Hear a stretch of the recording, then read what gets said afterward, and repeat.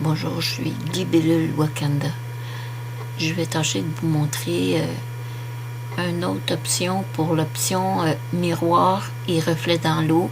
C'est très simple. Donc, je vais aller chercher une création que j'ai déjà faite au préalable pour sauver du temps. Maintenant, comme vous voyez, vous avez votre barre d'outils à la gauche, puis vous en avez une à la droite. Vous allez trouver cette option dans Affichage. Vous les avez toutes ici, dans Barre des fils, barre des modules, palette d'outils, ainsi de suite. Jusqu'en bas, vous cochez ceux qui vous intéressent. Vous pouvez faire disparaître carrément les choses, comme vous voyez la barre des filtres. La barre des modules, c'est ce qu'il y a à gauche, justement, qu'on va utiliser aujourd'hui. Ainsi de suite. Donc, pour commencer, je vais vous montrer où se trouve le bouton pour faire l'effet miroir. C'est les deux petites pages qui semblent côte à côte dans votre côté à gauche. Effet miroir, vous cliquez dessus. Vous avez deux options. Assembler à droite ou assembler en bas. Donc, ils vont doubler par la droite ou ils vont doubler par le bas.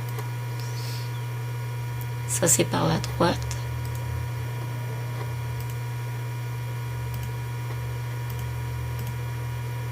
Ça, c'est par le bas. Comme vous voyez ici dans la barre en haut, je vais l'agrandir à 66% parce que ce que je veux vous montrer, je veux que ça soit plus clairement possible. Je vais aller dans ma barre d'outils à droite maintenant. Ça s'appelle l'outil de sélection. Je clique dessus et je clique sur le rectangle. Je vais venir sélectionner exactement la moitié ici jusqu'en bas ici pour faire mon reflet dans l'eau.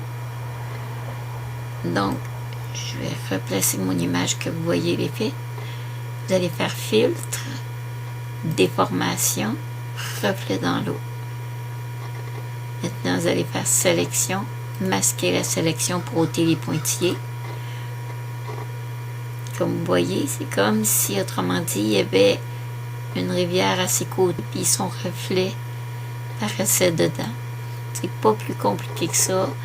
Donc, en à peu près 3 minutes, vous avez appris à faire le reflet et les superpositions à gauche ou dessous.